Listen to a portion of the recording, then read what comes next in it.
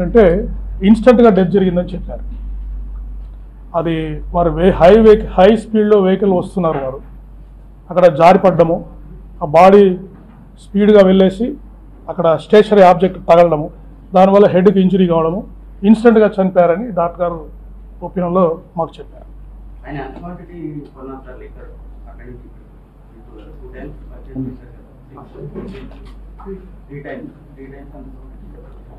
ఇవన్నీ readymade bottles అండి. అంటే అప్రాక్సిమేట్గా 950 రూపీస్ కొన్నారు. బుడ్వైజర్ మ్యాగ్నమ్ బీర్స్ 2, బాకాడి జిన్, జైసాల్మర్ జిన్ ఒకటి కొన్నారు. ఎక్కడ సవేరా లిక్కర్ మార్ట్లో కొన్నారండి. దెన్ శ్రీ ఆదిత్య వైన్స్ కోదాడలో Budweiser Magnum beers 2, Royal Challenge whisky ఒకటి తీసుకున్నారు. నెక్స్ట్ నిపుణ్ టానిక్ వైన్స్ లో బెకాడి జిన్ ఒకటి తీసుకున్నారు. అప్రాక్సిమేట్లీ ఏమండి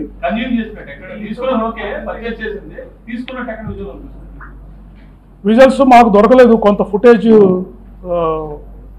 ప్రస్తుతానికి మా దగ్గర ఉంది కానీ అది క్లియర్గా లేదు. బట్ కన్సంప్షన్ చేసినట్టు మనకు ఎవిడెన్స్ ఉంది. పర్సనల్ బిలాంగింగ్స్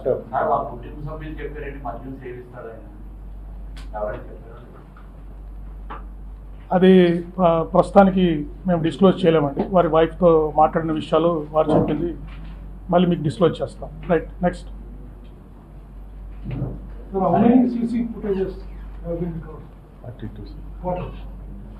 42 CCTV ఫుటేజెస్ అంటే దాదాపు 400 నుంచి 500. అంటే ఇప్పుడు మనకు ట్రాక్ తెలిసిందండి. వారు హైదరాబాద్లో 11 o'clock బయలుదేరారు, ఈవినింగ్ 11:42 చనిపోయారు.